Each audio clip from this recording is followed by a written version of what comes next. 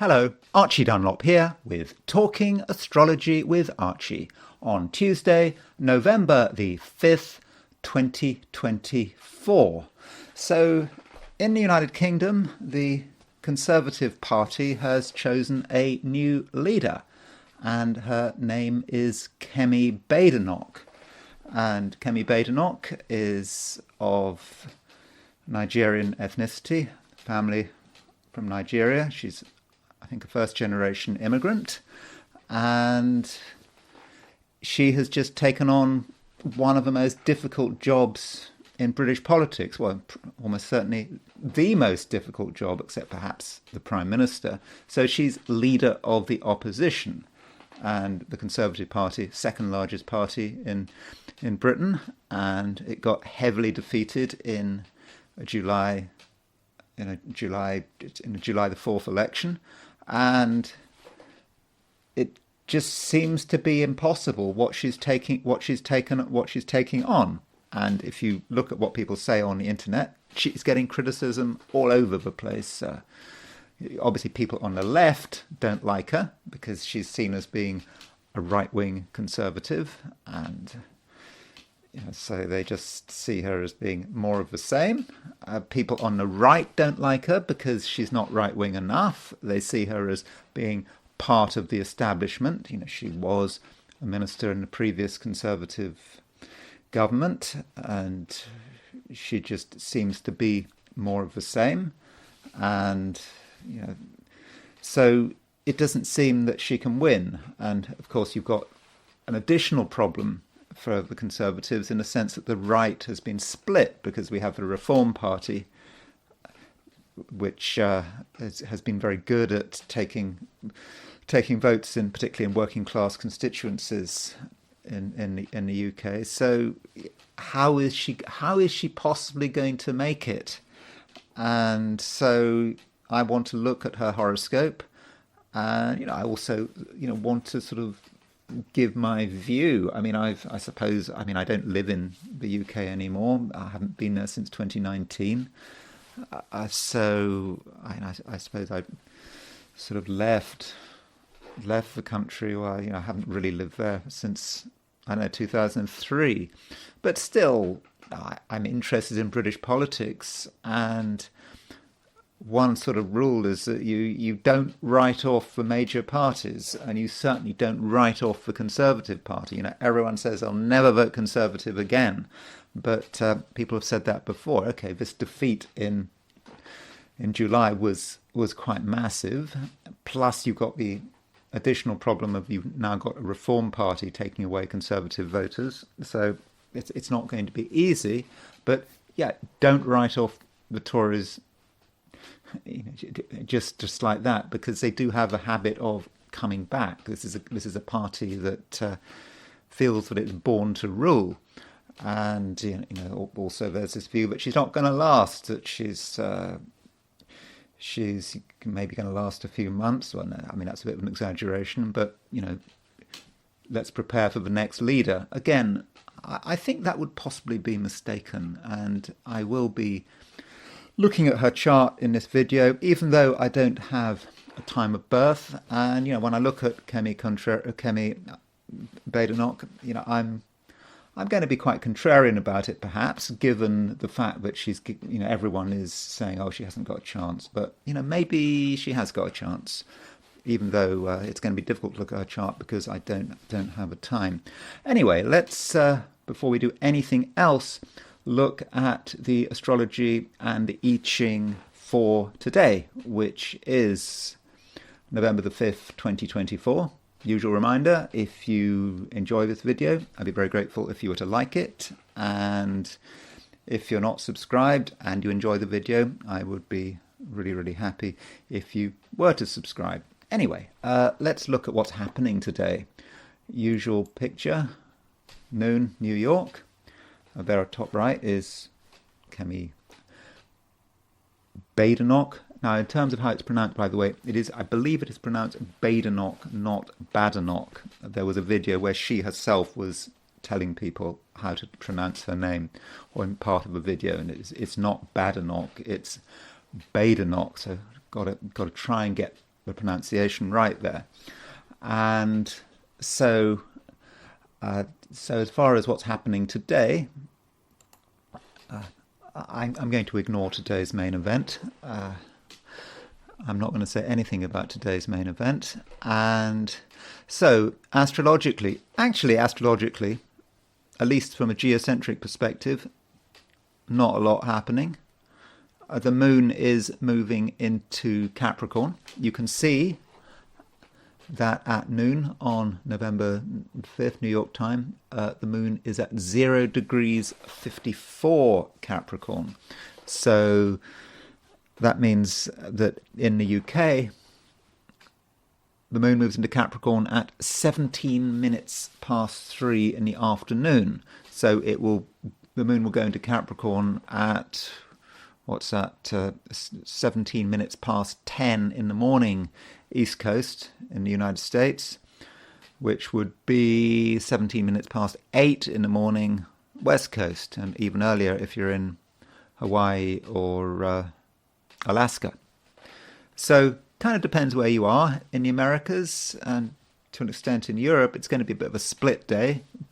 Day starts off with the moon in Sagittarius, then it moves into Capricorn.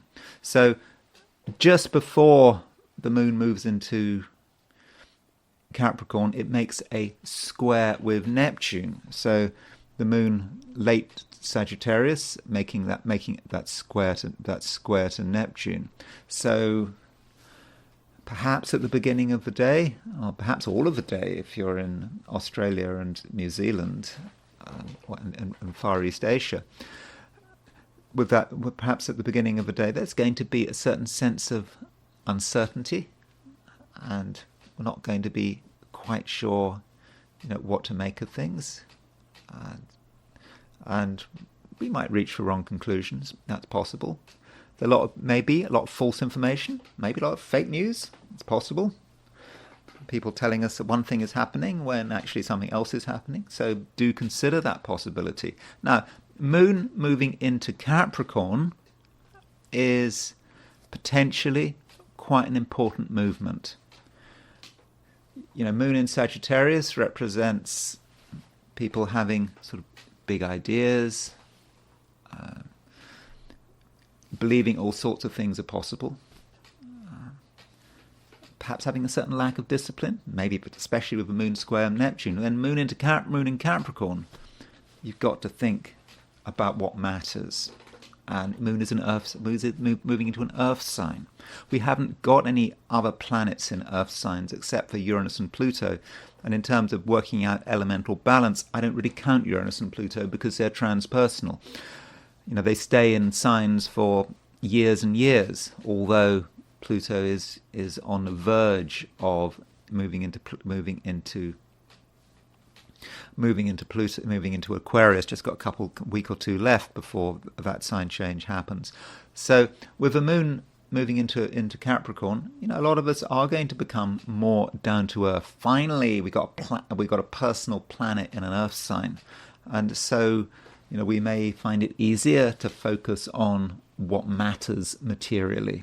And some of us might become more selfish than usual. We've got to look after our own interests. We've got to think about ourselves and what matters to ourselves, what matters to our budget, how much money we've got in the bank. What is good, for example, for the economy. That might be something that we think about. We can have all sorts of wonderful ideas, but we've got to think about basic issues, haven't we? We've got to think about, can we afford things? We have to look after ourselves. We have to look after ourselves. We have to look after our family. So that might be how moon moving into Capricorn perhaps starts to manifests itself, for better or for worse. The moon, of course, in Capricorn is not well placed because the moon rules Cancer. So in Capricorn, well, it's in the opposite sign to its rulings, to sign it rules. So that is a little bit difficult for the moon. And you know what? that's it. I mean, those are the main geocentric aspects. There are a few midpoints to consider. I mean, you could say that Mercury is, well, you can say, Mercury is on the Saturn-Uranus midpoint, aspecting the Saturn-Uranus midpoint. So there is, there's Saturn, there's Uranus, and so Mercury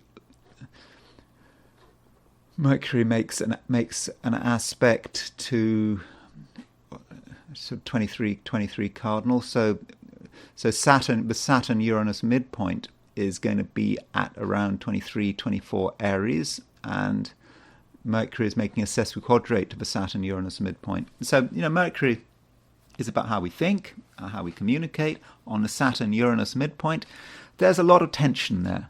So in terms of the way we think, a lot of us could be feeling tense. We're not comfortable with the way things are. We feel we want to break free. We're tired of restriction.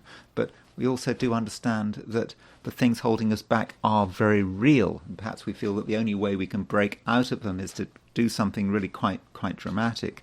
And another midpoint we've got, sort of outer planet midpoint, is that we have got Jupiter square the Saturn-Neptune midpoint. Actually, you can see this by eye quite clearly.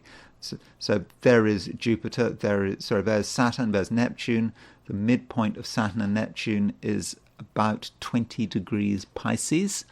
And so Jupiter is square the Saturn-Neptune midpoint. And Saturn-Neptune as a pair represents our fears. It can represent our fears. That's one way of looking at it. What is there to worry about? There are real things to worry about. And, Neptune would love to dissolve itself into something. But Saturn says, no, we don't want to do that. We need to hold on as long as we can. And then Jupiter square the Saturn-Neptune is, I suppose, trying to find a resolution to that.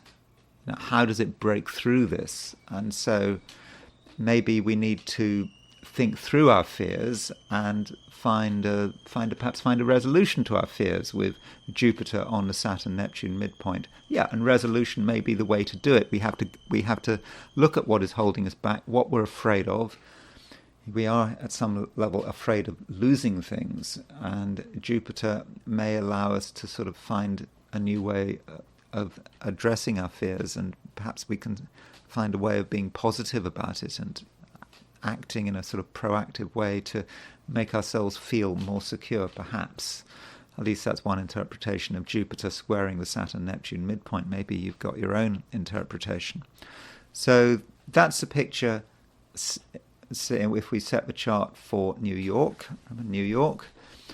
moon, 0 degrees Capricorn at midday. So if we were to set that chart for Sydney, Australia, as a representative of Australasia, there's no special reason why I've chosen Sydney, but as a representative of Australasia and East Asia. So at noon in Sydney, the moon is at 22 degrees Sagittarius. So if you are in New Zealand or Australia, all that stuff I said about the moon being in Capricorn doesn't hold. The moon will be in Sagittarius all day.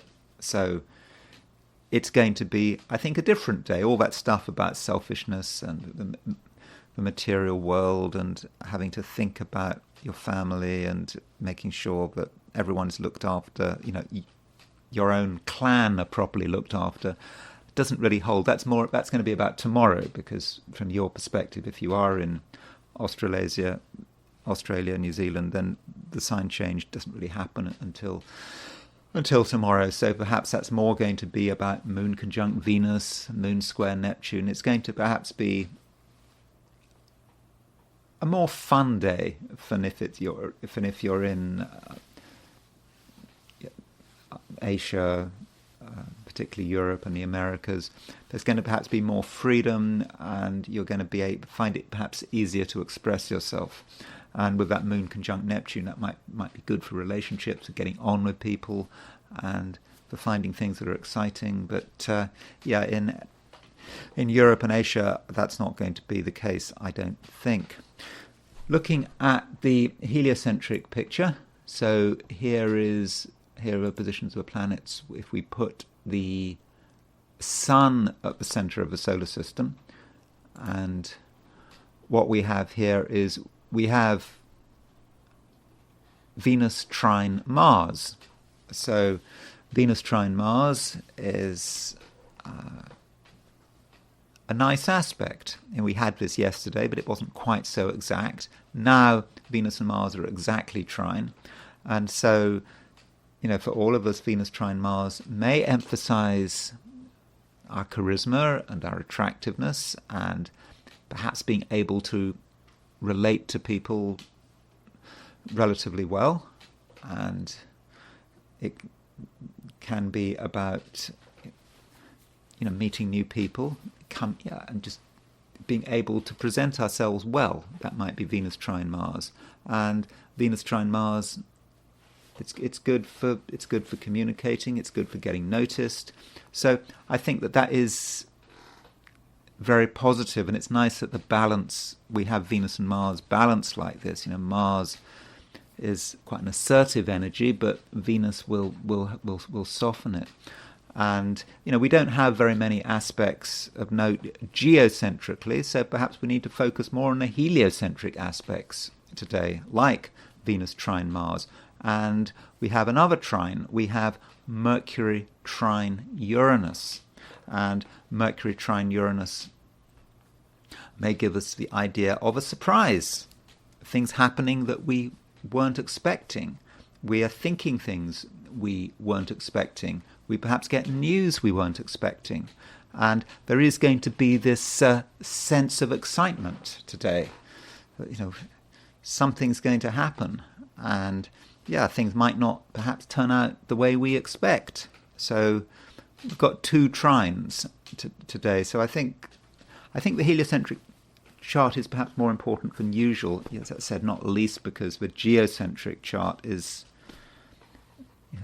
somewhat lackluster.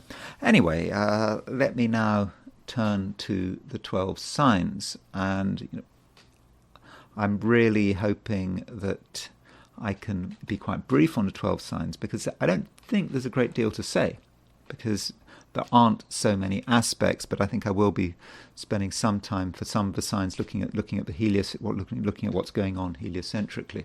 Anyway, these are my forecasts for the 12 signs for today, which is Tuesday, November the 5th, 2024. Aries. Aries, there's a bit of a change going on. The moon is moving out of Sagittarius and it's moving into Libra. Sorry, it's moving out of Sagittarius into Capricorn. And I think that is an important change. Now, when this change takes place does depend on your time zone. I think that if you're in the Americas, then for most of the day the moon will be in Capricorn. If you're in Europe, the last part of the day. If you're in Australia or New Zealand, that's really not going to be until tomorrow. But with the moon moving into Capricorn, you may become more focused and perhaps a little more ambitious. You're going to have a sense of what you have to do. You're not necessarily going to be immediately sure exactly what you're going to do. You'll know you need to do something, and you're going to be ready to apply yourself. And you'll understand that you have to do it now. You may feel that, to an extent, time is of the essence. And so being focused, being sensible, being aware of what you want to do, and that may especially apply to your work or your business, but it may just be about you in general having a more disciplined approach than usual. But that shouldn't take away from the other things going on at the moment. We do have Mars is now in Leo. It's very established in Leo now. It's very much in the first degree. It's in the first degree of Leo. It's going slowly, but whatever your time zone, Mars is certainly in Leo. And however disciplined you are, you're still thinking about what you can do in an inspirational way, and what you can do to make the most of whatever your talents are. And Mars stays in Leo until until early January. Then it leaves Leo. Then it goes back into Leo. In fact, on and off, Mars is going to be in Leo until June. But with Mars moving into Leo, you do have a strong sense of your creativity and wanting to do something special for you, which is a mark of your individuality. And also, we've just looked at the heliocentric picture, and we have Venus trine Mars. Venus trine Mars is a very nice aspect, and I think that this Venus trine Mars Aries is going to make you sort of more attractive and charismatic than usual. And if you want things to happen, if you want things done, perhaps the best way of getting your way is to use a bit of charm. A bit of charm can go a long way. And also geocentrically, we still have Mercury trine Mars, so I think that you'll be able to present yourself in quite a pleasant way if you want to. You'll know how to get people's attention, and provided your requests are reasonable, then I think there's every chance that you will get your way. But it's not just about your own priorities. I think in a general sense you can get on with people if you just make a little bit of effort, and you'll know how to conduct yourself, you'll know what to do, you'll know how to behave. And so overall, Aries, it's actually quite a balanced day. You can be yourself, you can be inspired, you can be inspirational, but at the same time you do understand what matters. Taurus, we have the moon changing sign. The moon changes sign, it moves out of Sagittarius into Capricorn. That does mean that the moon is moving into an earth sign. And I think that from your viewpoint, that is probably very welcome.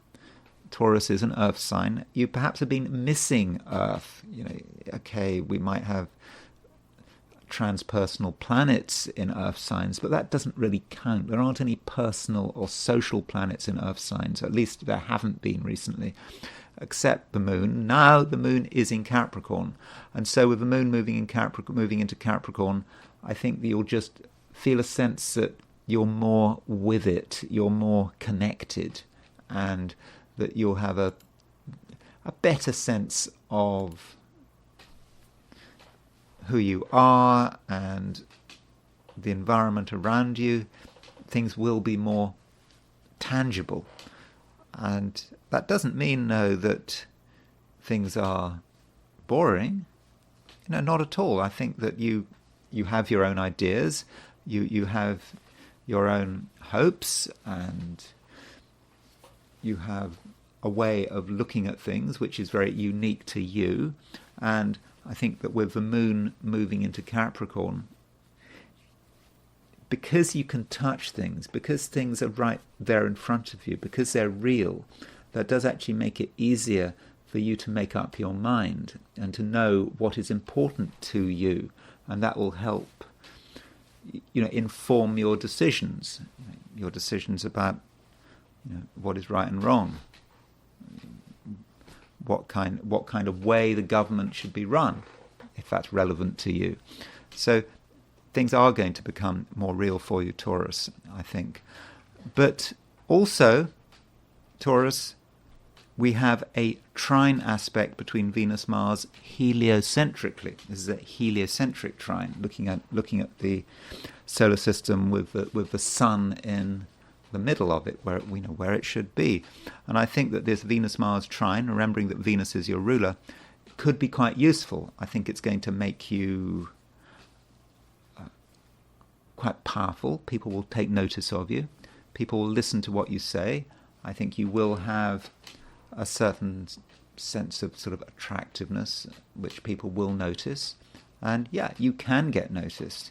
Of course, you've got to try to get noticed. I think there might be some danger that you don't believe anyone is taking notice of you, so there's no point in trying. But as soon as you actually try, I think that you will soon become aware that things really are happening. People are listening to you, and if you say something, they'll take you seriously. And you might also realize, Taurus, that you actually have quite a strong personality. Now, it might not be obvious that you have a strong personality if you don't interact, but I think as soon as you start interacting, you'll realize very quickly that things are starting to happen, and you can actually get things to move your way. And, going back to relationships, I think relationships, because of that Venus-Mars trine, that Venus-Mars heliocentric trine, I think relationships could actually work very well. You'll be able to get on very well with people, and I think at the same time you can actually be inspired by people. Sometimes you haven't quite got enough energy to see some things through, but with another person's help, then things are really going to sort of click together. So I think it's a day, Taurus, when you really can get things moving, and at the same time it's just you're going to have a sense of what is real, and because you have a sense of what is real, you're going to feel more secure, and you're going to find it easier to make up your mind about important issues. Gemini, you're feeling nervous. I mean, I'm a Gemini. Am I feeling nervous? I've got my sun in Gemini. Am I feeling nervous? Maybe. Just a feeling that something needs to shift, and it's not shifting. And you're very aware of what is holding you back. Certainly, things are holding you back. There are things you want to do. There are situations you'd like to be in, and you want it to change. At the same time, you know that, or at least you believe that as things stand, you are a little bit stuck. And so this tension may be reflected in the way you think, and it could also be about the way you talk, the way you communicate. There'll be this anger and irritation, maybe not anger, but certainly irritation in your voice, in your words, that you might think you can mask it, but I think people will pick up on it. And it's a day when, yeah, there are people you have to deal with, but are you going to be able to deal with people in an effective way? I don't know. I'm not entirely convinced. So do be careful in terms of relationships. If you spend too long with someone, your irritation might bubble to the surface, and you might create the wrong impression. And heliocentrically, which we put the Earth in the center of the solar system, we have Mercury trine Uranus. Now, Mercury trine Uranus kind of gives us this similar message, this idea of tension. And it is a trine, though, so it does seem that there is some way of resolving this tension. It may just be that it's something we have to do. We just have to say it. we don't want to say it perhaps, but we just feel we have to. And it may be rather clumsy in terms of the way we break the tension, but perhaps it's a time when a tension really has to be broken. Though with the moon moving out of Sagittarius into Capricorn, that perhaps doesn't help. I mean, moon moving into Capricorn, it's an uneasy energy for Geminis. We feel that we're not really in sync with things. And we also have a sense that we are right. I mean, Geminis often believe they are right. And we're just not particularly confident that other people are necessarily going to believe us. And perhaps we also feel that it's a time when we need to work things out on our own. We could try to explain things to other people, but are they really going to understand? Are they going to understand? Not necessarily. I mean, they'll listen to us, but just because someone listens to us doesn't mean they're going to appreciate what we say.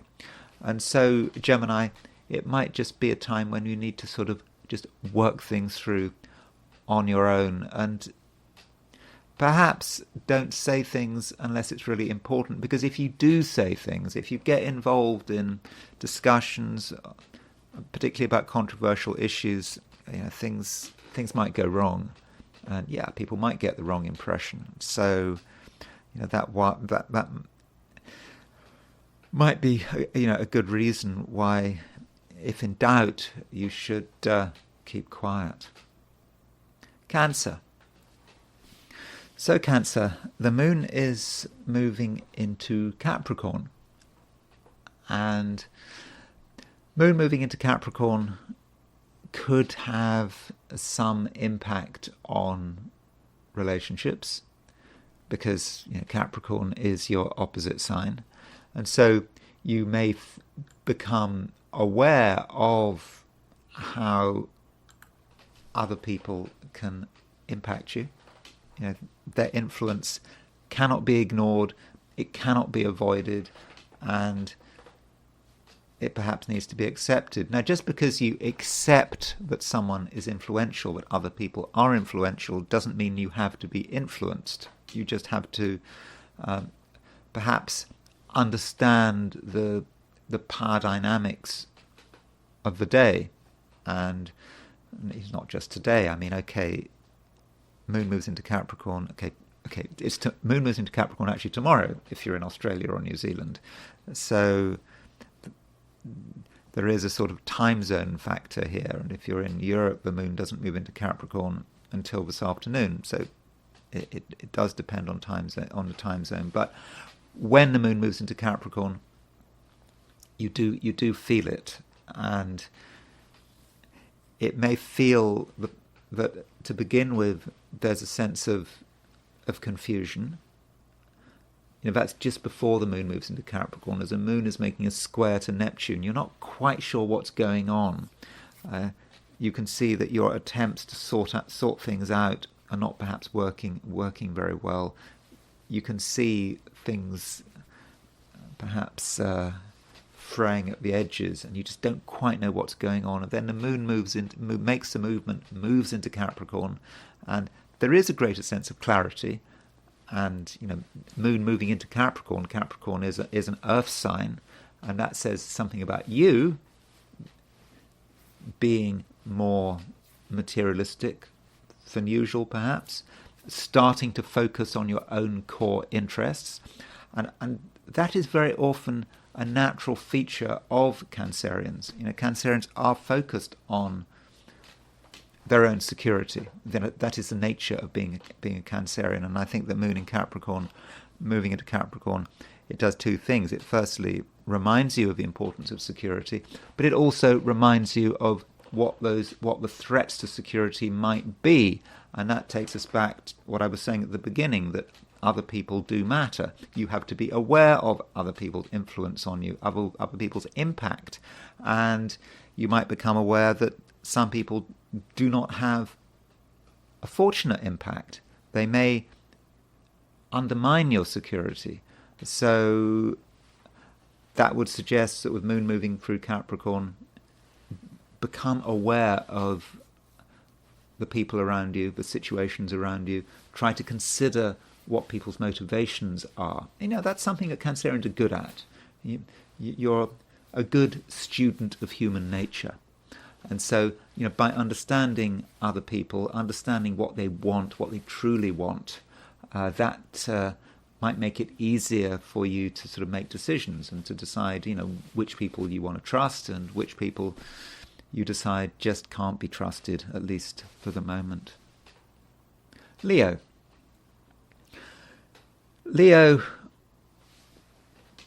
you are certainly excited by the fact that Mars is moving into your sign. I mean, at least you should be excited. It's great that Mars is moving into your sign. And on and off, Mars stays in Leo until actually June of next year. But, there are other things to consider. Yes, you want to focus, I think, on yourself and on your own genius, perhaps, and you want to be taken seriously, and you may be a little prouder than usual. Nothing wrong with that. Leos should be proud. Lions are proud animals, at least they're supposed to be, and so pride always matters.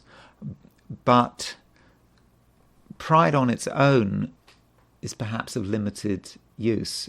You have to think about maybe just what needs to be done, and a little bit of practicality could go a long way. And I think part of the reason why you need to perhaps make a special effort to be practical is, yes, we've had some big changes astrologically going on. We've had Mars going into Leo. We've got Mercury has moved into Sagittarius. Venus is already in Sagittarius, and so with those aspects, there is a temptation for Leos, to be enjoying the fire, to be basking in the sun, because it's the sun, fire, a lot of planets in fire signs. But on its own, that's not enough. You do have to think about what needs to be done, the practical details. Yeah, the practical details do matter. And there may have been certain things that you've been forgetting. You perhaps thought that they could be done at a later stage. And if you're honest with yourself, you now realize that it won't wait. There are certain things that are getting, I won't say complicated, but perhaps they're getting messy. And the longer you leave it, the more messy they become. And so, Leo, what is it? What do you need to focus on? What are the things that are boring that you've been putting off? Well, I think with Moon moving into Capricorn, I think sort of over the next couple of days, that's something that you really do need to think about. I mean, I don't think it should be too much of a problem, but you just need to make sure that things don't get out of control. And just a few hours of your time could make all the difference. Now, on a different note, I don't want to put a damper on whatever's going on today. I think that you're someone who is quite gregarious. At the moment, you're particularly gregarious. I think that people are attracted to you. You're the kind of person that people want to have around.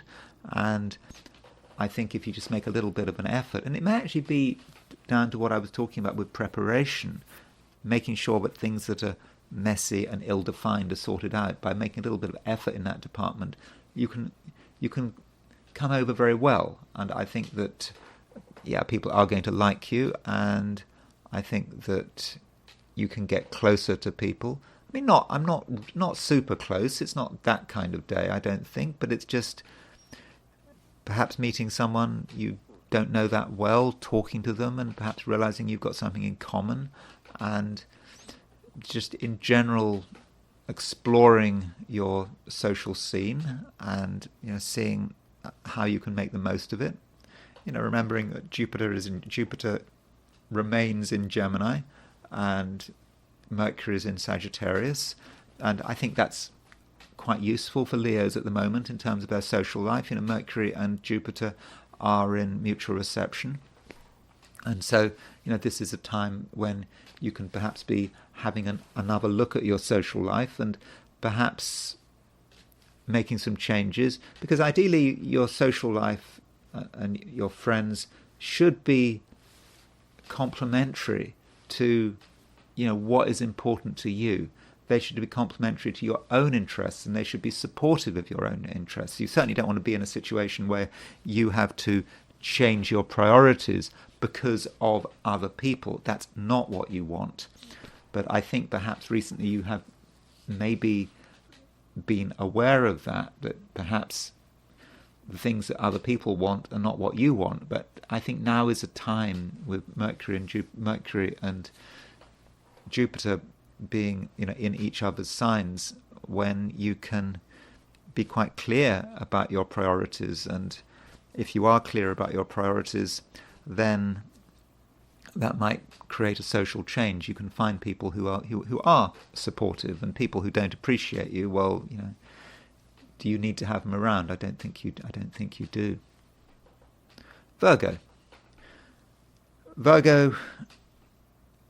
there could be a little bit of tension today, and that's because it's because of Mercury. Mercury is actually aspecting the Saturn-Uranus midpoint, and you just feel that things aren't entirely right. That there are things that are just holding you back. You just know they're holding you back, and you just want to break free. But the breaking free can be difficult. It might seem impossible, and you might take the view that the only way to break free is to do something quite dramatic, and that might be expressed also in terms of how you communicate and just your general style of communication. Perhaps communicating in a way that is quite abrupt. Yeah, it gets people's attention, but I suppose it could also be quite off-putting. So, do consider how you are expressing yourself, and also from a heliocentric point of view, Mercury is trine Uranus. So with Mercury trine Uranus, there are certainly things you can say, and you can get noticed. But again, you have to consider what impact you're having. If you want to be, Virgo, you can actually be quite shocking.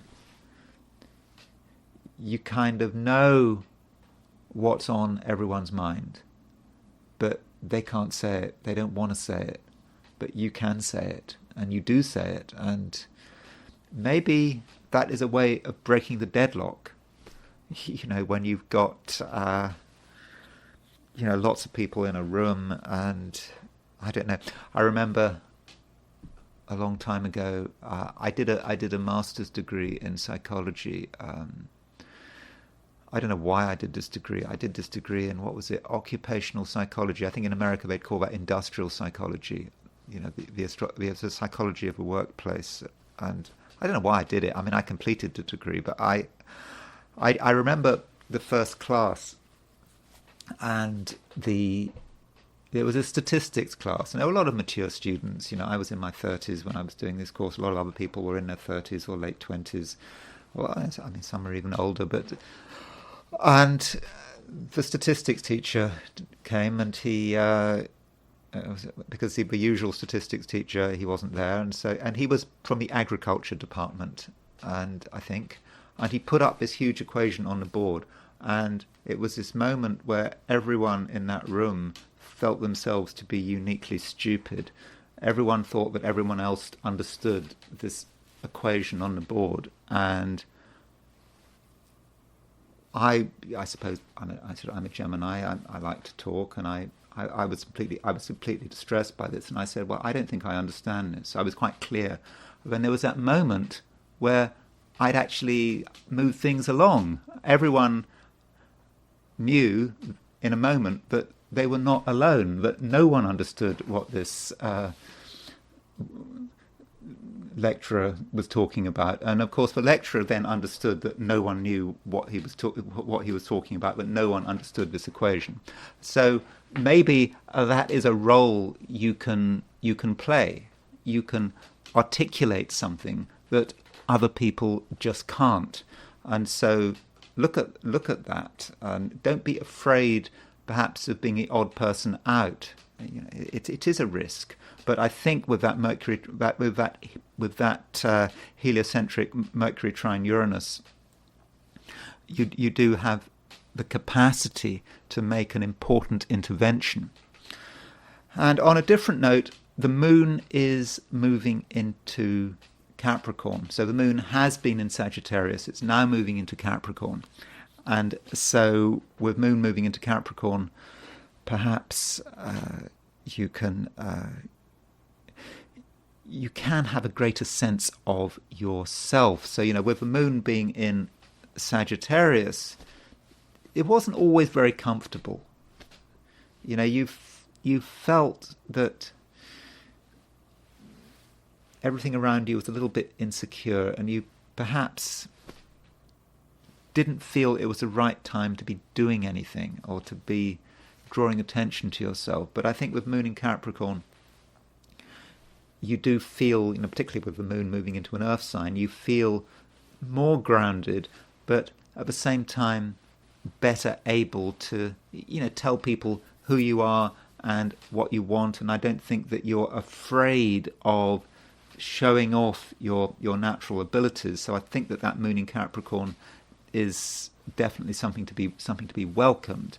And I think over the next day, certainly from a creative point of view, you're actually going to have quite a lot of freedom. You can do what you like, and actually people aren't going to necessarily comment. So if there's something that you've been putting on ice that you hadn't been doing, but it's important to you, but it's an important part of your self-expression, with moon in Capricorn, you can get going on it again. But, you know, in a very sort of solid and structured way. And, you know, to begin with, it might be slow. You might be wondering whether you're doing the right thing. But, you know, soon enough, I think you will start making progress. Libra, you do have quite a strong sense of self at the moment. You know what you want, you know what you don't want, and, you know, when pushed, I think that you can actually be quite assertive, and I think that you really do know how to look after yourself. And you may feel at the moment that you don't need to have lots of people around you. You may feel that you need a break, perhaps. And, you know, that particularly applies if you're in the Americas and Europe to some extent. I think that if you're in Australia and New Zealand, that may be more about sort of tomorrow. And, you know, it's to do with the moon changing sign from Sagittarius into Capricorn. And so with the moon moving into Capricorn, you just may feel that, you know, things have become, I won't say difficult, but they've become a little bit confusing, and you need to sort of perhaps get back to basics and discover, you know, what is true and what is real. And if you're trying to work out what is real, you want to keep things simple, and that might be how you want to go about today. Yeah, being strong, having a clear sense of who you are and what you want, yeah, but you don't want too many complications. And you, of all people, know that the one thing that causes complications is other people. Other people can be a problem. You know they're important, but it's still, they can be difficult, and perhaps you don't need to be surrounded by other people, and perhaps you just need to work things out for yourself. Now, at the same time, Libra, you shouldn't doubt yourself in terms of your social abilities. I mean, not only do you have a strong sense of who you are and what you want, and perhaps what you want other people to give you, but also you're actually quite charming at the moment. And that is caused by the fact, well, partly caused by the fact that we have a trine aspect between Venus and Mars heliocentrically. It's a heliocentric Venus-Mars trine. And that does give you charm, and it's a kind of charm that it's not perhaps a usual Libran charm. It's a charm that is quite assertive, and it's engaging, and you give the impression of someone who knows what they want, and this is actually what other people are looking for. And so while your first instinct might be to shun other people's company, I don't think that would be the right approach, because if you interact with the right people, I think you can make a powerful impression, and I think that relationships can be a source of satisfaction and growth, provided they're handled in the right way. And I think you do know how to handle things in the right way. And I think that you are quite assertive. But, okay, first of all, you need to make sure that you yourself are feeling absolutely secure and grounded. And that's probably going to be your first priority. But once that is done, then things should move quite quickly and quite easily. And I should say that if you're in Australia or New Zealand, then today's main aspect is arguably Moon conjunct Venus in Sagittarius. And Moon conjunct Venus in Sagittarius, Venus is your ruler. Moon is a sort of a nice, easy, emotional planet. So that Moon-Venus conjunction may really make you sort of charming, and people are going to like your company, and there's going to be a sense that other people can be exciting, and you can be exciting to them. But I think that's more Australia and New Zealand. I don't think that Moon-Venus conjunction is going to be relevant if you're in America or even in Europe. So, that is today. I don't think that it's a day that you really need to worry about, because I do think that you are fundamentally in a strong position, and I think that fundamentally you know how to look after yourself, and you do have a clear sense of your own boundaries. But once you feel secure and safe, do not exclude other people, at least not everyone. There are people out there who I think you can benefit from. And as I've said, at the moment, I think you have a real charm, and I think it's a time perhaps to be using that charm. And also, one final point I should make is that other people should not be underestimated. There is a mutual reception between the Sun and Mars. Sun is in Scorpio, the ruler of which is the sign in which Mars rules. Mars is in Leo, which is obviously the sign the Sun rules. Mutual reception between Sun and Mars may represent a strong person, perhaps someone who is perhaps stronger and more powerful than usual. And I don't mean that in a bad sense. They have a strong sense of self, and so perhaps you have a strong sense of self, and if you can be with someone who also has a strong sense of self, because if someone has a strong sense of self, they're not going to cause problems because they have a natural confidence. If someone is confident but not in a totally arrogant way, then they can be useful. Okay, if someone is insecure, well, that's a different matter. But I don't think Sun square Mars talks about insecure people. So, don't necessarily exclude everyone around you. There are people who I think can be useful and who you can certainly benefit from. And it may be that it could be a situation where you as a strong person can benefit from the company and support of another strong person. Scorpio. Scorpio, I should start by just emphasizing the fact that Mars, your ruler, is in a great position at the moment. It's in mutual reception to the Sun, and it's at the beginning of Leo, and you've got the Sun is in your sign, Mars is in Leo. Leo is a high-profile sign in your chart. So, this is a time, Scorpio, where you just really need to be making the most of things. And, this continues. This mutual reception does continue until November the 21st and 22nd. So, just a reminder, Scorpio, that you don't want to waste the opportunity. So, if there are things that you would like to happen, you're hoping that they would happen, then now is the time to go for it. Though it is going to be important that you're not distracted. I mean, distraction is the last thing you need. And I suppose you could say that there is some danger of distraction, and you can see this danger.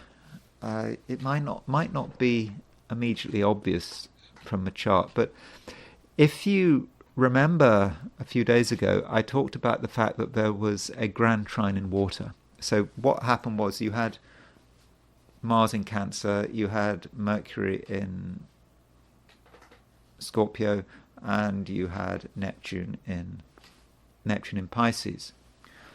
And okay, I suggested that this could be a bit of a problem, perhaps because it might be a distracting influence, and there might be things happening that you're not fully comfortable with, and you might be attracted to sort of unusual things that may not do you any good. And what's happened is that Mars is slowing down. Your ruler Mars is slowing down. Mercury is going faster than Mars, and so we have Mars on the Mercury-Neptune midpoint, and you can see this by eye.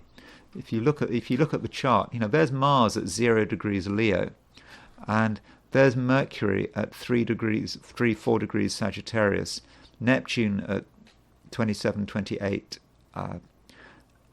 Pisces. So you can see that Mercury and Neptune are still in a wide trine, but the midpoint between Mercury and Neptune is 0 degrees Aquarius, and you can see that by looking at the chart. And so Mars is opposition the Mercury-Neptune midpoint. And so in spite of the fact that I think today looks really good, and I think things are really looking good through until around November the 21st and 22nd, in spite of that, and in spite of your motivation and your ambition, something could distract you. And it may be you have to ask yourself, where is your weakness? And your weakness could be pride, perhaps. Your pride somehow gets you involved in a situation that you don't fully understand. I mean, that is one possibility. Maybe someone else's pride. But for one reason or another, you're tempted. You're tempted to do something or get involved in something that isn't right. And so I do think that you do have to be really careful here. Now, there is another way of looking at Mars being on the Mercury-Neptune midpoint, which is a more optimistic view, and it's perhaps the approach you should be striving for. And Mercury-Neptune as a pair can be about it can be about spirituality, about thinking about things in a sort of a new and sort of elevated way, considering possibilities, perhaps getting in touch with something that is larger than yourself, that sort of reminds you of the infinity of everything, that maybe gives you a sense of your own immortality at its perhaps at one of the most optimistic levels, but perhaps that's what you should be striving for. So it can actually be a very spiritual day, but it's just very important that you kind of separate the material from the spiritual. I mean, I know you're not supposed to separate the material from the spiritual, and it's all supposed to be one and the same thing, but sometimes things connected with money and things connected with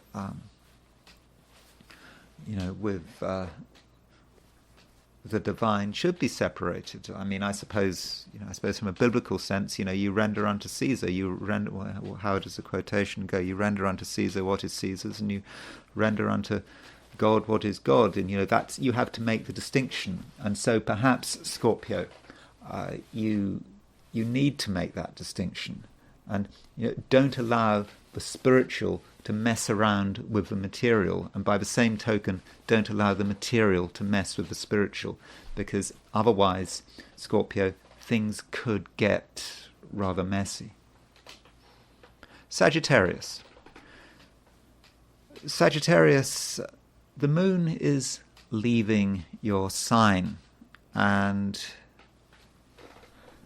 so the Sagittarian emphasis does die down a little, and of course, moon moving from Sagittarius to Capricorn, it is a big change, and Sagittarius is a very inspired sign. Moon in Capricorn is quite materialistic, and so with the moon moving into Capricorn, perhaps Sagittarians, you're starting to be a little more down to earth. You had the big ideas in the past, and you were aware of what is possible, what could be possible, but there is a certain sense of practicality creeping in, and you're going to feel that more if you're in the Americas than say in Australia. In Australia, Australia and New Zealand, the moon actually doesn't move into Capricorn until tomorrow. So perhaps what I'm saying about this changeover, if you're in Australia or New Zealand or East Asia,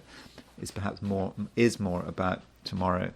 But with moon moving into Capricorn, if you're in certainly if you're in the Americas and in the last part of the day in Europe and perhaps Africa, then you're going to have to be perhaps asking yourself, well, it's nice to have great ideas, but can you pay the bills? That might be one way of looking at it.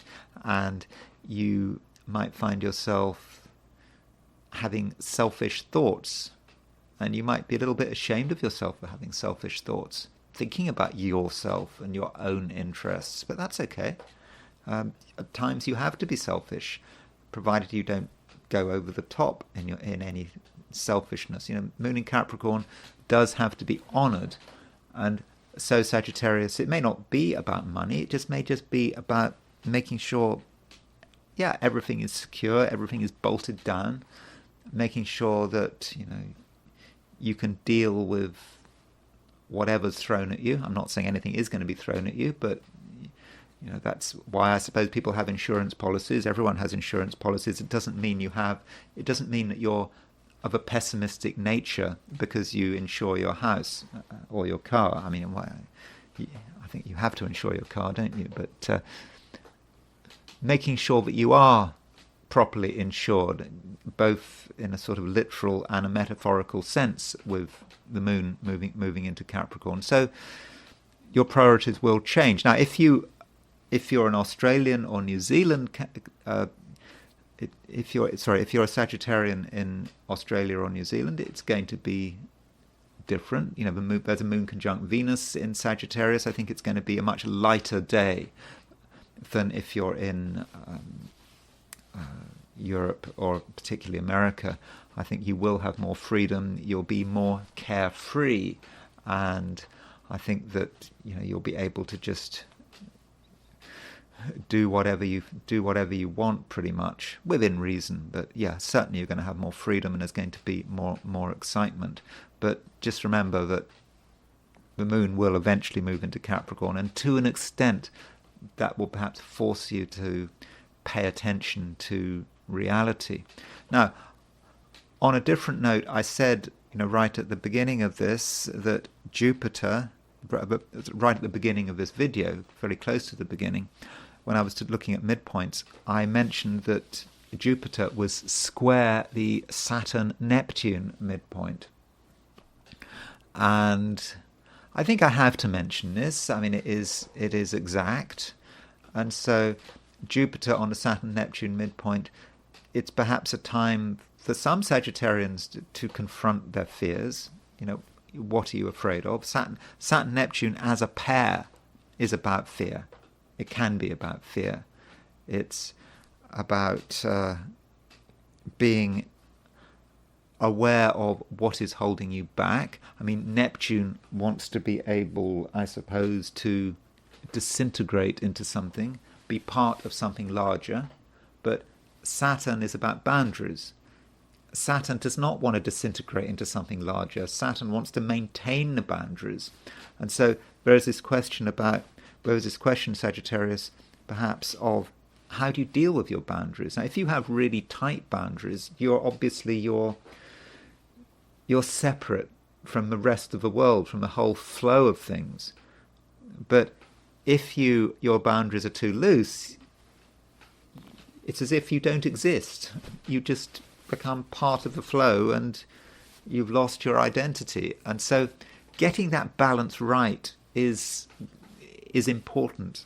It's tough, but it does seem that with Jupiter square the Saturn-Neptune midpoint, this is actually something you can do. You can look at your boundaries, re-examine your boundaries, and ask yourself, to what extent are you going to let the outside come into your world? And perhaps those boundaries can be redefined. And if you handle it in the right way, I think that can actually make you feel sort of more comfortable and more at one with things without being totally overwhelmed. So that's perhaps a balance you are looking for. Capricorn, the moon is starting to move into your sign. Now, that does depend to an extent where you are. Okay, Australia, New Zealand, moon doesn't move into Capricorn until tomorrow. But if you're in Europe, then this afternoon the moon moves into Capricorn. In the Americas, this morning moon moves into Capricorn. And I think that this sign change is very much to be welcomed. I think as a Capricorn, you are an Earth sign, and you like a bit of Earth around, and there hasn't been much Earth in the sky recently, unless you count the transpersonal planets. So with moon moving into Capricorn, I think you're just feeling that you're more connected now, and things are starting to become a little more real. And because things are starting to become real, you feel that you can be yourself more, and perhaps actually you can be more adventurous. I think perhaps one reason why you might not have been adventurous recently, because you just weren't sure. You absolutely were not ready to take anything that was remotely risky. And perhaps with the moon in Capricorn, you're in a better position to evaluate things and to evaluate risk. And I'm certainly not suggesting you do anything risky, but you just didn't know. And I think that with moon in Capricorn, there is now a sense that you do know, and you know what's happening, and you know what is appropriate, and you know what is the right way to behave, and you just understand things. And I think that is certainly a good thing. And also Capricorn, it's really not a time to be doubting yourself, or even not even a time for necessarily holding back, because there is a sense, Capricorn, that you can take the initiative today.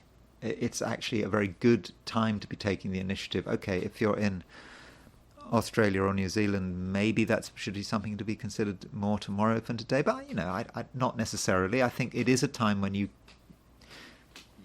can do something that is very powerful, and there's not much warning. I mean, you may know what you're going to be doing. You may be thinking it through, but as far as the world is concerned, there is not much warning. Capricorn just goes and does something, and you do something that can be powerful. It can, almost be explosively powerful, and you can catch people unawares. And because you have the element of surprise, this makes you all the more effective. And I think that people realize that, maybe they've realized it's almost like you're back, and you are not someone to be underestimated. Perhaps people have underestimated you. Maybe they've been ignoring you, but now, Capricorn, you're coming very much back into focus, and you may just want to demonstrate that you're back just through some action. I mean, I'm not suggesting you do anything dangerous. I must emphasize this. It's just doing something or saying something that in its own way can really change everything.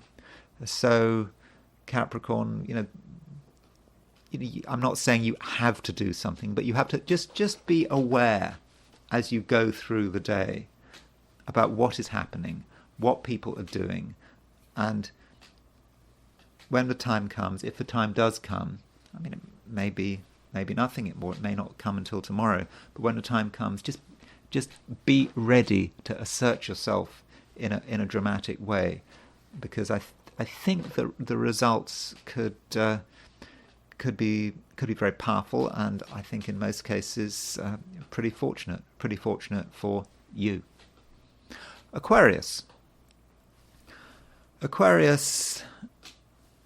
you're starting to feel that maybe you've had enough for the time being. You can see what's going on. You can see that people have been getting excited, but do you really want to continue with things in the same old way? I mean, perhaps the answer is no, and you may feel that it's just time to just pause. And there are certainly a lot of things to think about. I mean, we have got Pluto about to move into your sign. I mean that's getting really close now, and that is going to make an impact. I mean, when does that happen? Pluto moves into Aquarius on the 19th, I think. 19th or 20th of November. So we just got a few weeks left before Pluto moves into Aquarius, and so with Pluto moving into Aquarius, or Pluto about to move into Aquarius, that just might be something you just want to consider, and what is it going to mean for you?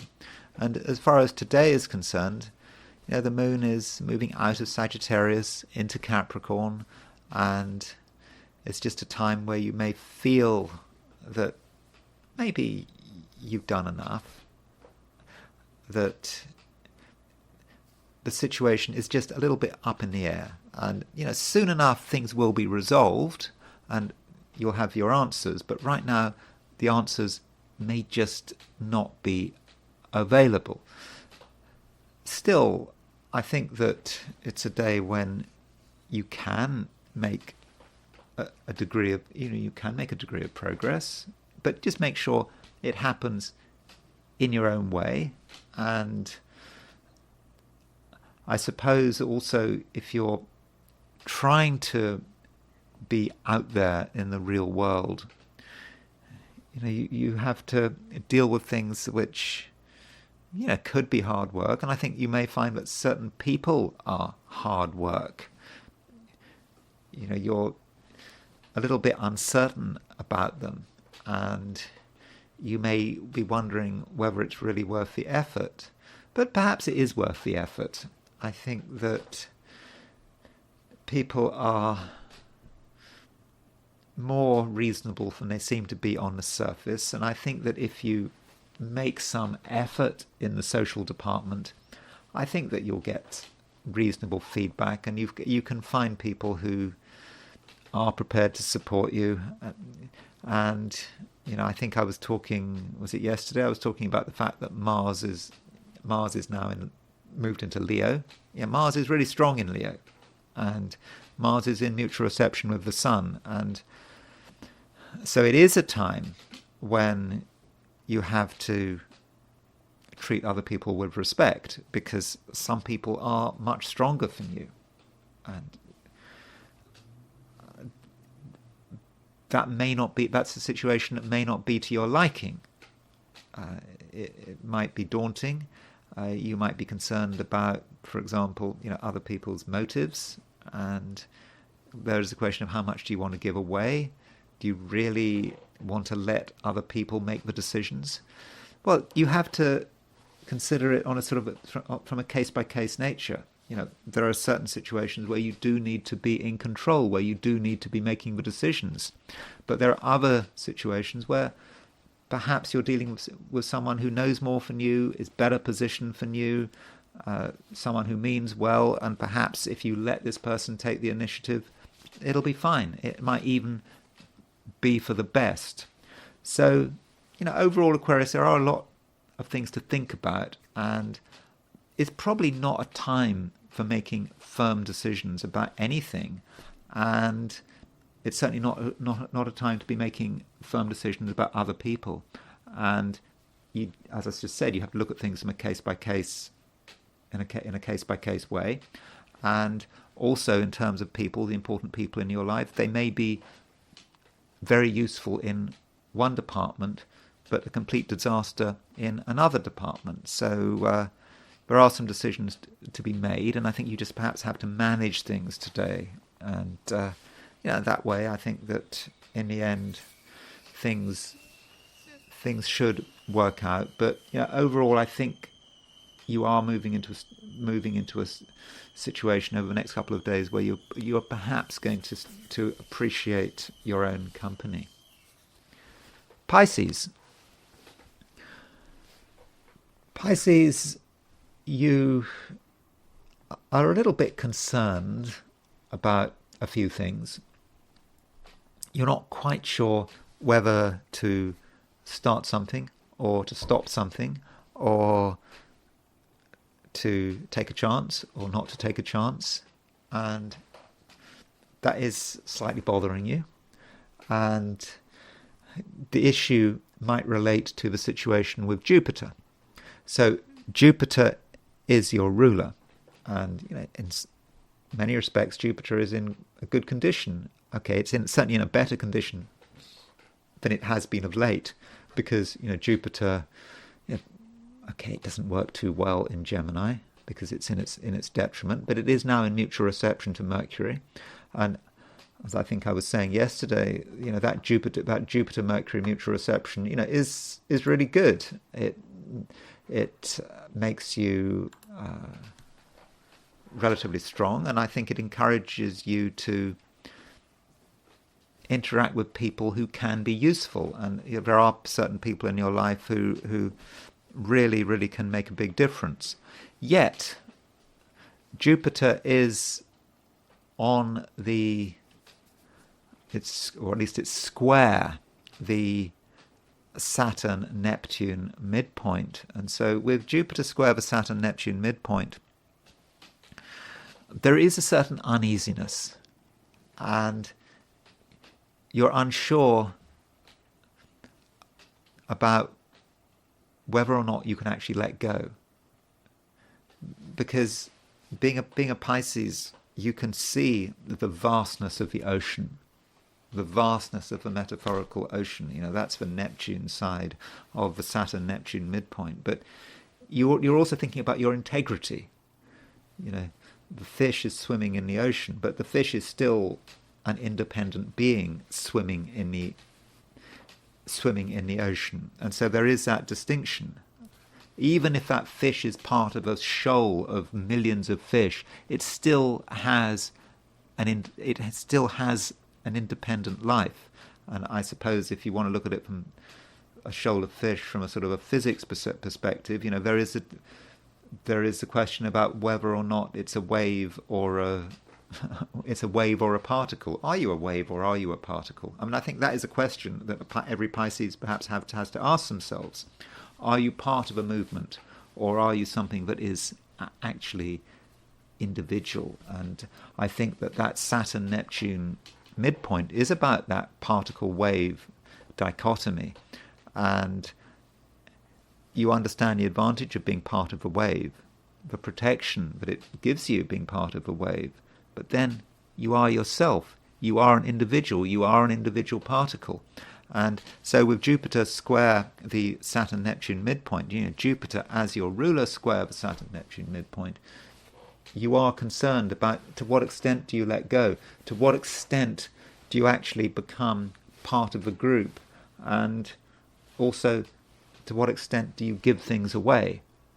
And you feel that if you give too much away, then you lose your sense of self. When I say give things away, I mean, I suppose I'm talking about perhaps your freedoms, or letting other people make decisions over your life. How far do you go?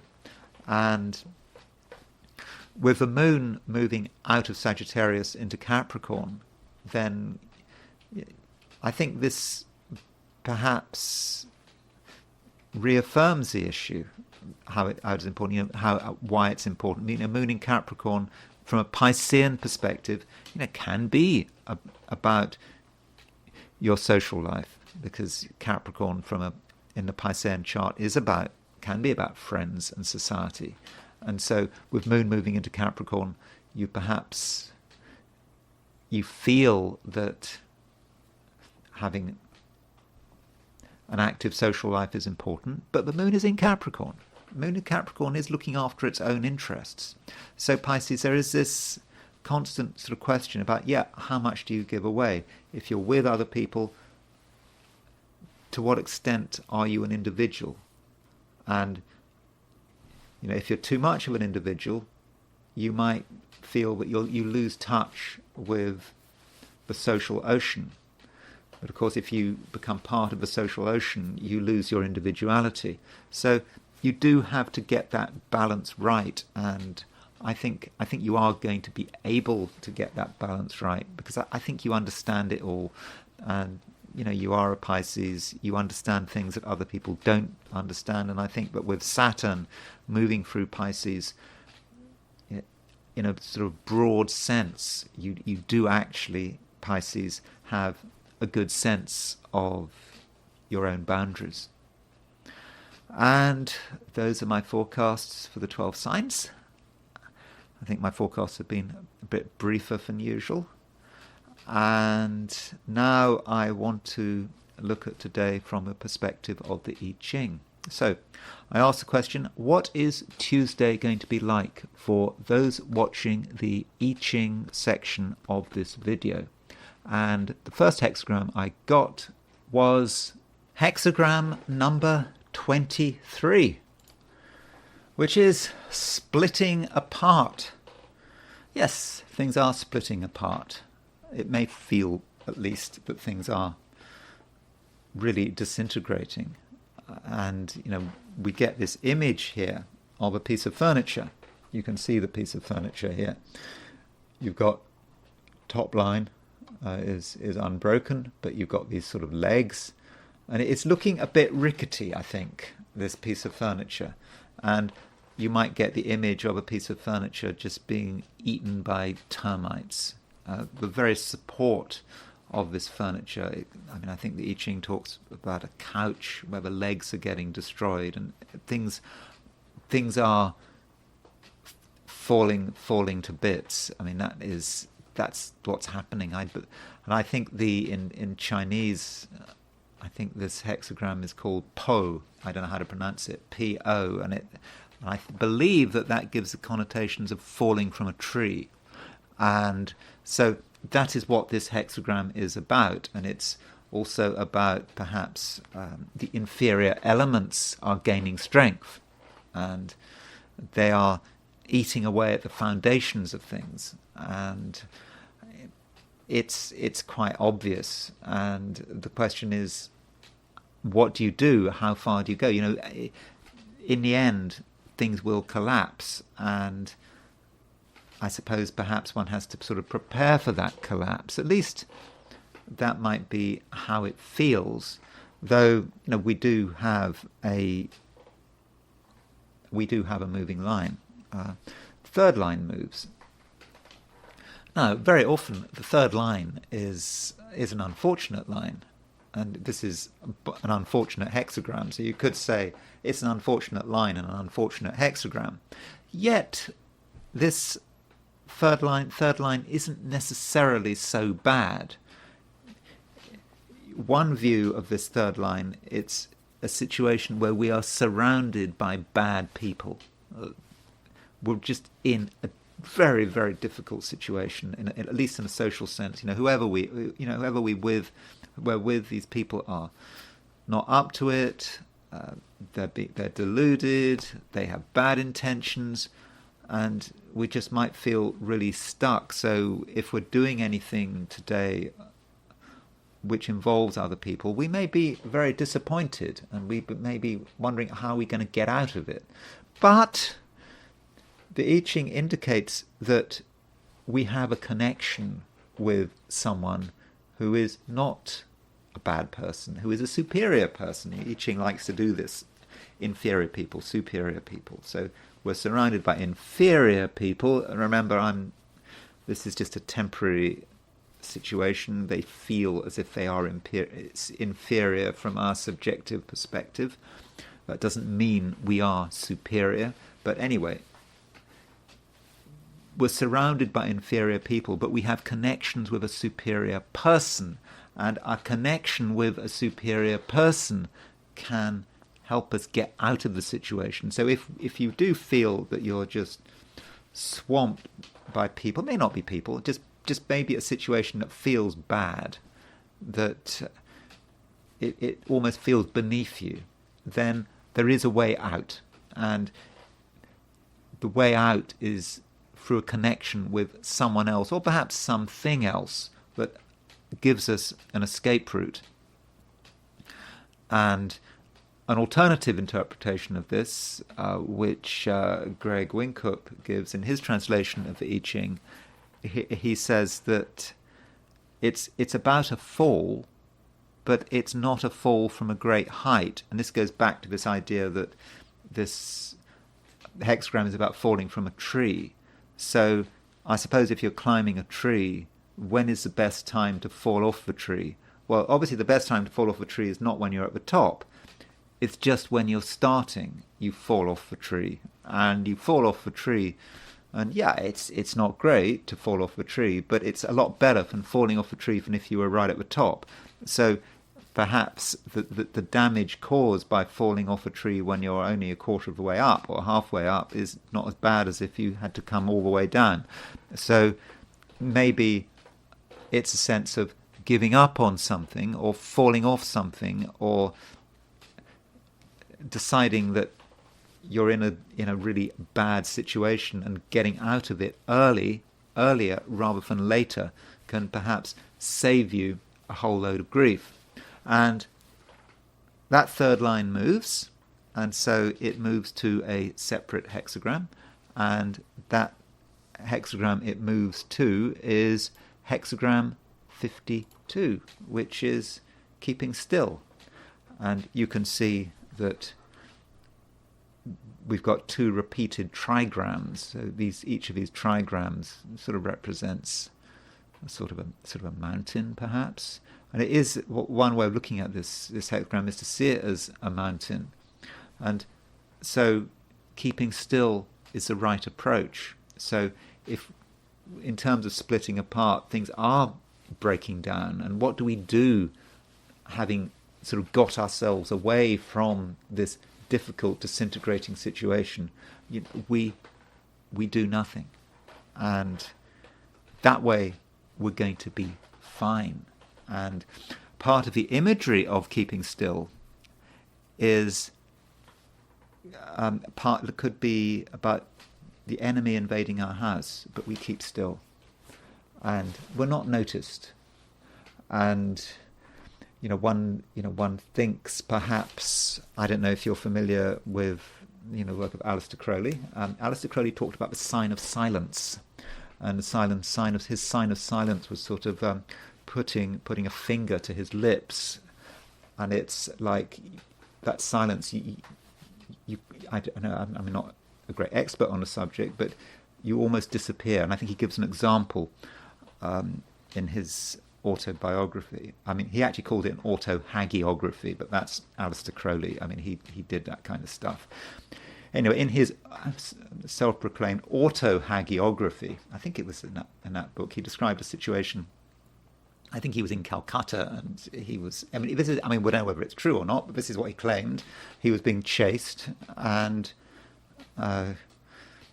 he was being chased, and he hid. The mob was chasing him.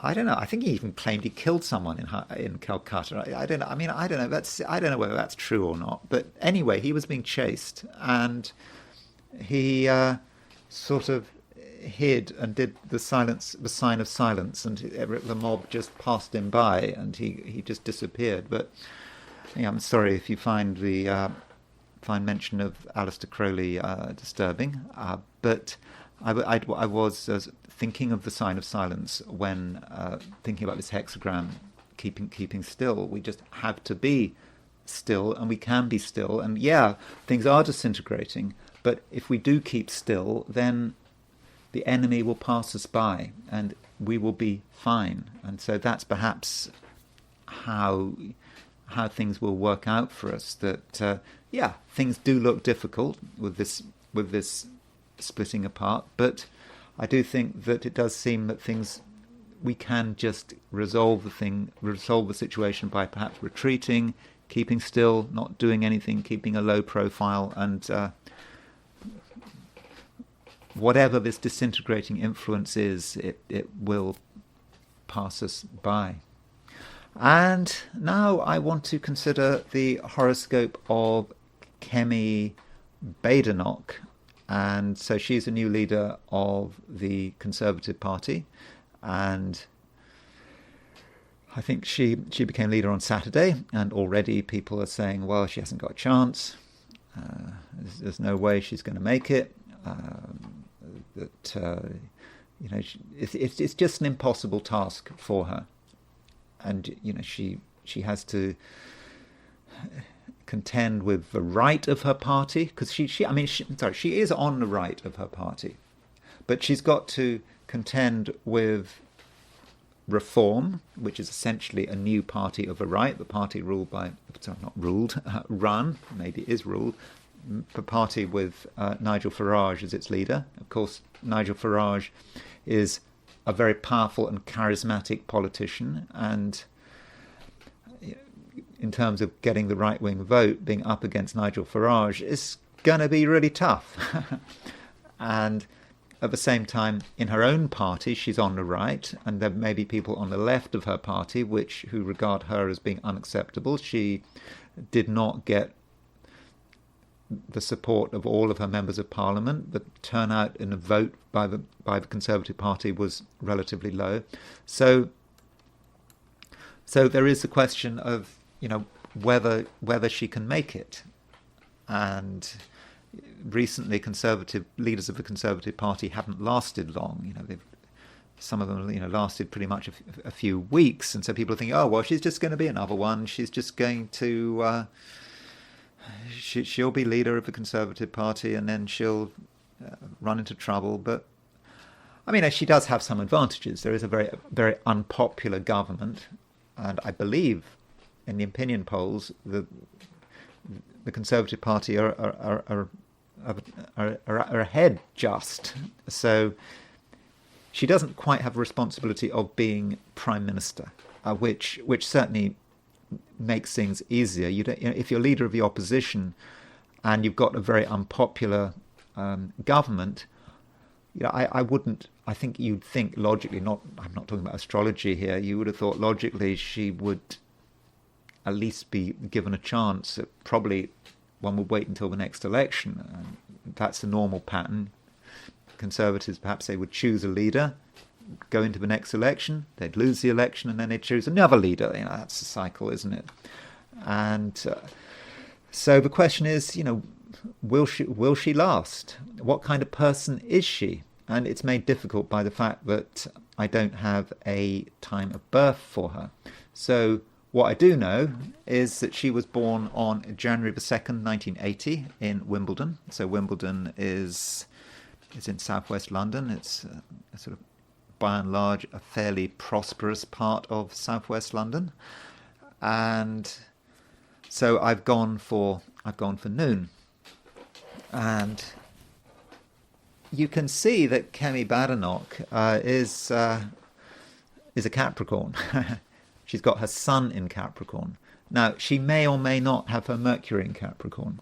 Because I don't know her time of birth, she probably has her Mercury in Capricorn.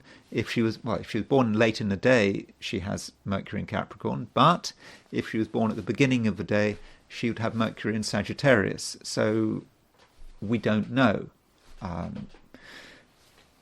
In terms of her personality, one of the criticisms that's made of Kemi Badenoch is that she's good at picking fights. That she's quite confrontational. I mean, that is a criticism that's made of her. She speaks her mind, and she's very clear on her opinions. I mean, as far as she's concerned, she doesn't believe in critical race theory. She's not a big fan of all this transgender stuff, and she's a small government conservative, and I was looking at a video of her a couple of days ago where she was talking about her philosophy. I mean, she's a very sort of well-spoken, intelligent woman who's clearly well-read, and she does have a definite philosophy, and she's very clear about what she believes in. Sort of a million miles from Kamala Harris, by the way, completely opposite. Certainly not like Kamala Harris. Very, very clear about who she is and very articulate. And you could say perhaps she's got Mercury in Sagittarius. But you never know, do you? You think astrologically Mercury in Sagittarius, someone who is outspoken, who causes trouble by the things she says, who has been accused of sort of picking fights, and maybe that's Mercury in Sagittarius. But maybe it's something else in the chart. I don't think we should naturally assume that it is Mercury in Sagittarius. Her birth time might turn up later on if I were to be insistent that she has Mercury in Sagittarius. So I'm not going to say she's got Mercury in Sagittarius. What I would say is that she's got Mercury on the solstice point. It doesn't matter whether her Mercury is in Sagittarius, early Capricorn, or late Sagittarius. It's very close to the solstice point, 0 degrees Capricorn. In other words, she's got Mercury square the Aries point. So you could say, in terms of her dealings with the world, she's very mercurial, even though her chart, moon chart, perhaps doesn't look particularly vocal, with all that stuff in Capricorn and with the Sun in Capricorn and the Virgo planets. But that's part of her Mercury and her Aries point. So that's what she presents. She is a talker. She is a communicator. Certainly, as a politician, she is a communicator. And yes, she has a lot of planets in Earth signs. She's got the Sun in Capricorn, possibly the Mercury in Capricorn. She's got Jupiter in Virgo, Mars in Virgo, Saturn in Virgo. You see, you could actually get her outspokenness and perhaps her capacity for picking fights from the fact that she's got Mars-Jupiter conjunction. She's got Mars-Jupiter conjunction in Virgo. This is someone who perhaps has a lot of energy, wants to expend that energy, and that Sun in that Sun in Capricorn is trine. She's got Sun in Capricorn, trine Jupiter in Virgo. So you could say that that's quite fortunate. It's quite expansive. She has sort of got a vision, and from a midpoint perspective, the Aries point and Mercury are both they're both aspecting the Jupiter-Pluto midpoint. So there's Jupiter, there is Pluto. So that might not seem immediately obvious, but if you look at Jupiter and Pluto, Jupiter's 20 minutes short of 0 degrees Libra. Pluto is about 21 minutes after 0 degrees Libra. So the Jupiter midpoint is about the Jupiter-Pluto midpoint is at right Sun degree is about 0 degrees Libra. So in other words, she's got Mercury and the Aries point square 0 degrees Libra, or square 0 degrees Aries. So that Mercury on a Jupiter-Pluto midpoint, Aries on a Jupiter-Pluto midpoint, in terms of the way she expresses herself, communicates herself, it's a powerful message. And with Aries on a Jupiter-Pluto midpoint, there's a big sense of self-improvement here. An improvement not just of herself, but probably of the country she might aspire to rule, or at least to begin with, it's a party she wants to rule. So I think the concept of improvement and being quite tireless, I think, is very much there in her chart. And also she has got, what else? She hasn't got any fire in her chart, except for Neptune in Sagittarius. And, well, that's the question. Has she got fire in her chart? We don't know. She may have Mercury in Sagittarius. This is, again, makes me think perhaps she's got Mercury in Sagittarius. But if she didn't have any fire in her chart, it might be compensatory. Sometimes people who don't have any fire in their chart are really looking for action. They want action because they perhaps haven't got that action in themselves. And so sometimes you get people who have no fire in their chart who can be very extroverted. It does happen.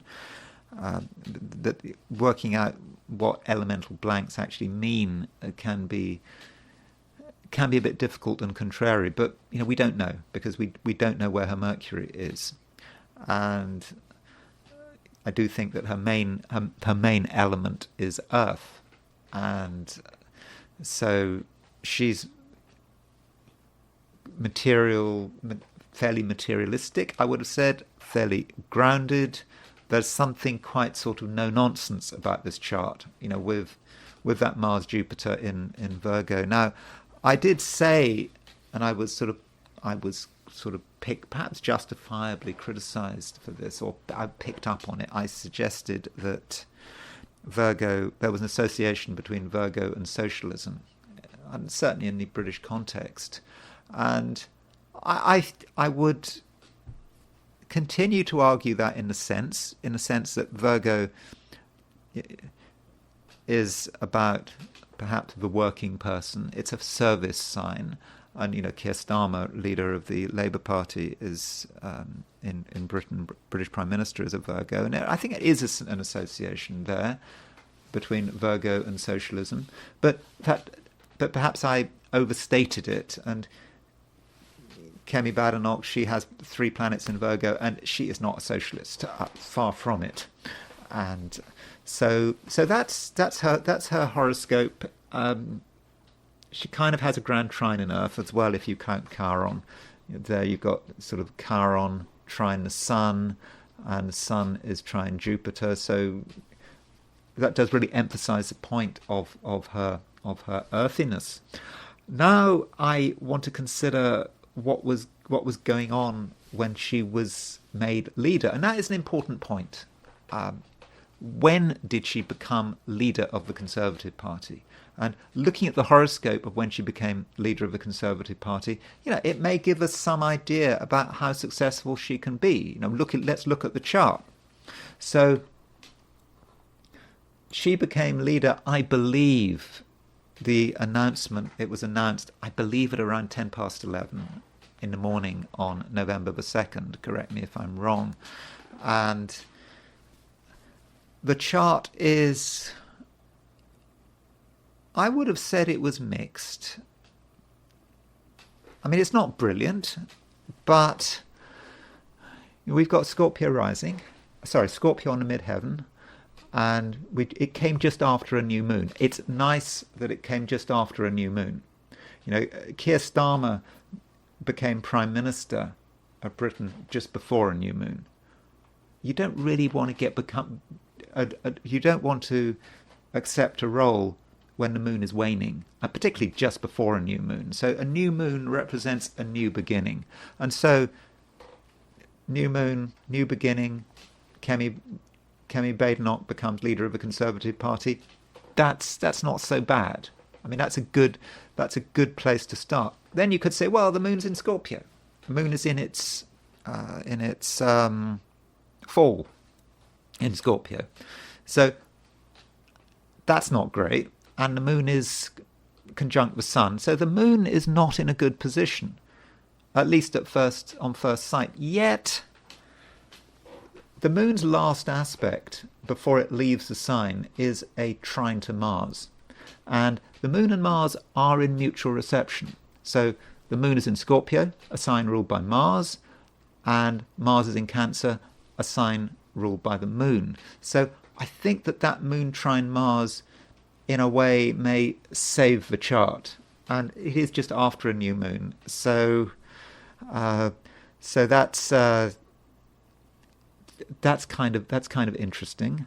And there are other things about that moon trine, about this new moon that we also need to consider. So I think the chart is just about good enough, and the sun is trine Saturn. So I think that there are enough things we can take from that chart to say that this is not a complete disaster. Okay, ruler of the ascendant is Jupiter. Jupiter's not in a good position, particularly. It's in the 6th house. It's in its detriment. It's not in mutual reception with Mercury because Mercury is still in Scorpio.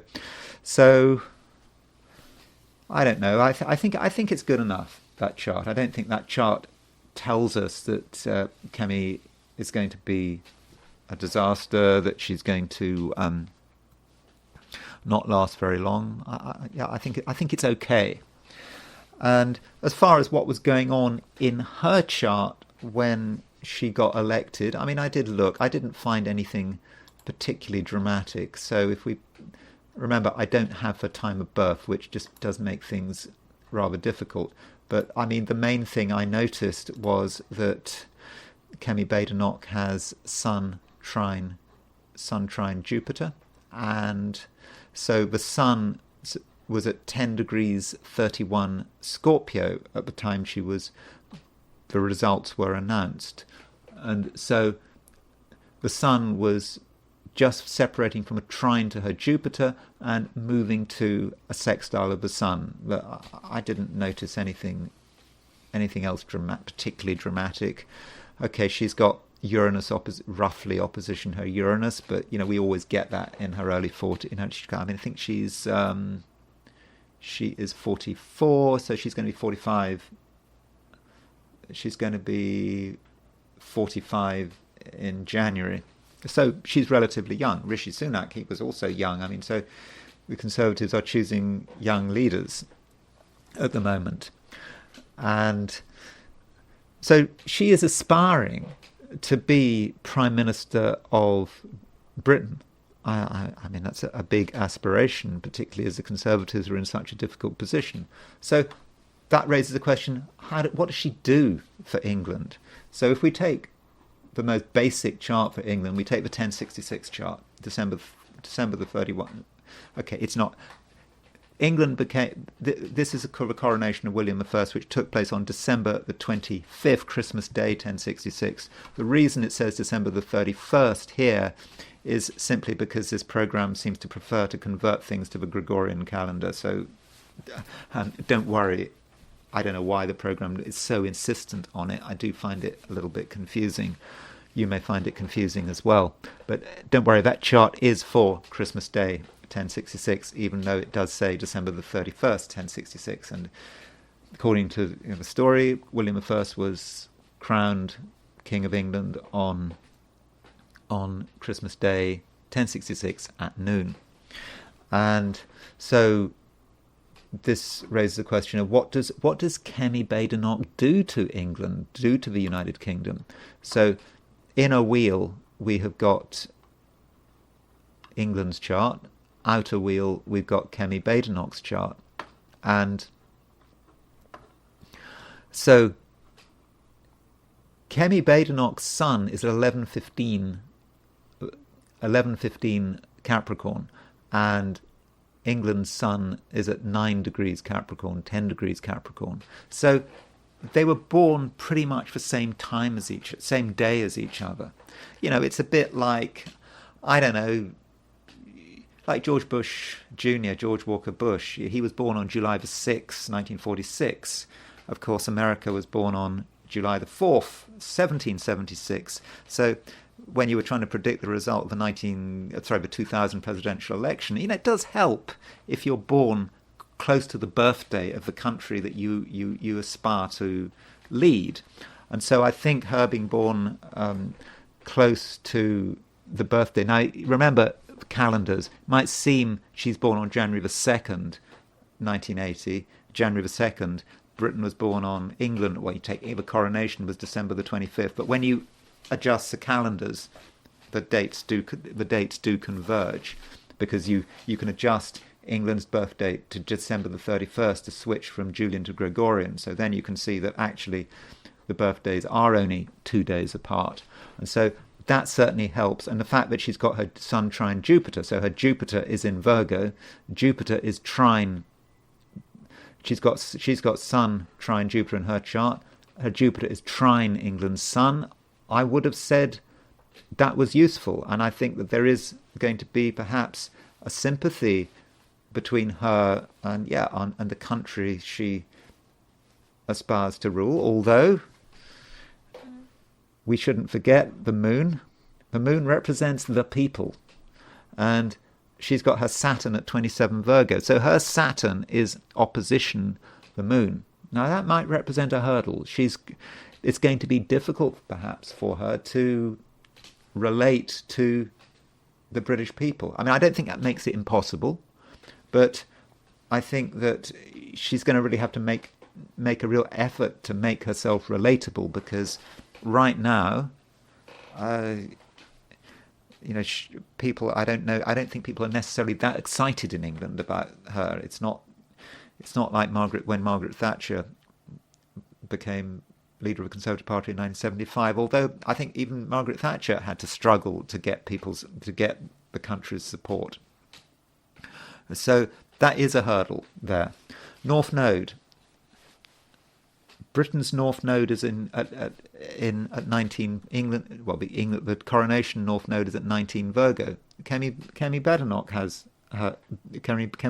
has her North Node in Virgo. So again, her ideas about Britain's direction may actually have some sympathy with the country itself. So there are certainly challenges in terms of how she relates to the country she wants to rule, and I think that Saturn opposition moon is certainly of concern. But on the other hand, she's got Sun conjunct the Sun, Sun conjunct the 1066 Sun. So let's see how it works out. Maybe Saturn is, I suppose you could say that she's perhaps perceived as something of a disciplinarian, and then one then makes the connection. Is she, some people have said, is she the next Liz Truss? So Liz Truss was this Conservative leader, Prime Minister, who lasted a few weeks. Well, that's what some people say. Oh, she's not going to last very long. Or is she the next Margaret Thatcher? And so that's a sort of a question I was thinking about. Is she the next Margaret Thatcher? Now, her chart is Margaret Thatcher had we had a time for Margaret Thatcher. So Margaret Thatcher, this is Margaret Thatcher's chart. It's Margaret Thatcher had Saturn rising in Scorpio. It was it was a very exceptional chart in some respects, Margaret Thatcher. Margaret Thatcher, she had Moon conjunct Regulus, and Winston Churchill, of course, had Moon in Leo. I think Churchill might have had Moon conjunct Regulus as well. But having Saturn rising, I do think is a strong Saturn, and Saturn is in the sign of Mars. Mars might be in Libra, but it is in Saturn's exaltation. So it's her chart is not like Margaret Thatcher's chart. But there is though the question of what was going on when Margaret Thatcher was elected leader, and how does this relate to the positions of the planets when Kemi Badenoch became leader?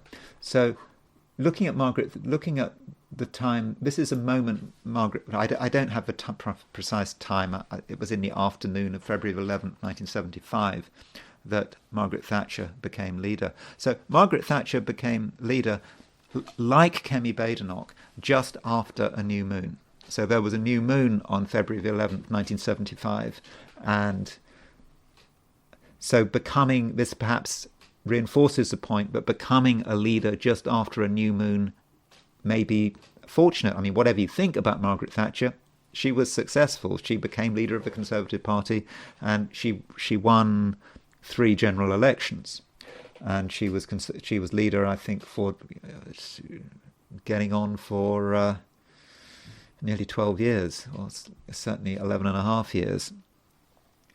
So those are the positions of the planets when she became leader. Then there's the issue of what are the similarities or differences between when Thatcher became leader and when Kemi Badenoch became leader. And so what I found quite interesting, you interpret it how you like, is that is Chiron. There was Chiron when Margaret Thatcher became leader was at 2045 Aries, and Chiron when Kemi became leader was at 2023 Aries. So the leadership election, the results of a leadership election which made Margaret Thatcher leader of the Conservative Party, its Chiron return, approximately 51 years later, took place with this new leader, Kemi Badenoch. And I would have said, but in some respects you could say that is quite a good omen. It's almost a bit creepy, isn't it, that you have got this lineup, and perhaps that also asks us to think about what does Chiron mean. The wounded healer? Maybe not. The maverick? Perhaps that's more of it. Perhaps Chiron return.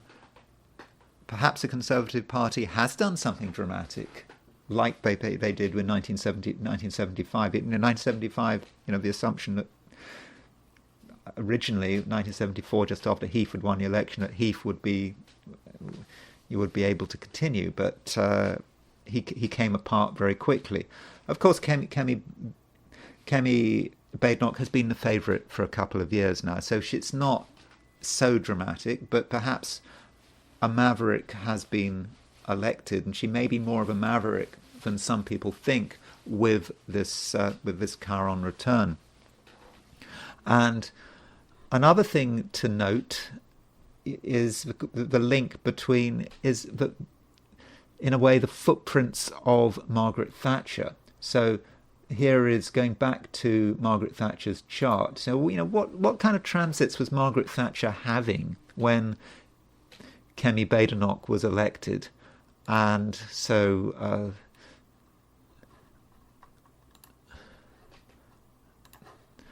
here is Margaret Thatcher's Saturn at 13